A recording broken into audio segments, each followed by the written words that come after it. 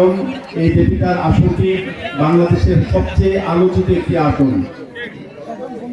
এই হিসেবে আমাদের দায়িত্ব হচ্ছে নির্বাচনের পরেও যেন আমরা আলোচনার তুঙ্গে থাকতে পারি। এটা কিভাবে সম্ভব? শুধুমাত্র আমাদের মনোনীত প্রার্থীকে জিতাইলেই কি আমরা আলোচনায় থাকতে পারবো? জিতাইলেই থাকতে পারবো না।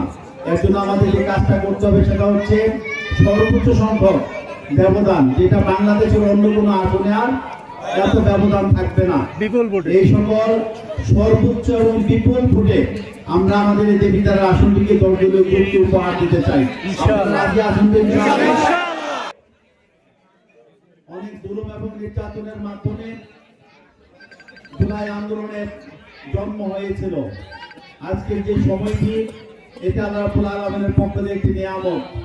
এই নিয়ামতের শুকরিয়া আমাদেরকে আদায় করতে হবে আগামী 12 তারিখে সাতটাগুলিকে বিজয়ের মধ্য দিয়ে।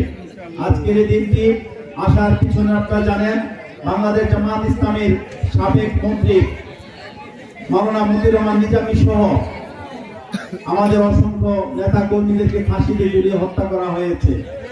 বিশ্ববরেণ্য আলেম আল্লামা দেলাওয়ার হোসেন সাঈদী সহ এদেশের উলামায়ে কেরামদেরকে, বিশেষ করে আল্লামা মামুনুল হক, তারপরে কাজী ইব্রাহিম সহ ফ্যাসিবাদ বিরোধী আন্দোলনের নেতৃত্ব দিয়েছিল কুমিল্লা 4 এই দেবিদার আসনের 11 দলীয় জোটের মনোনীত প্রার্থী হাসনাত আব্দুল্লাহ।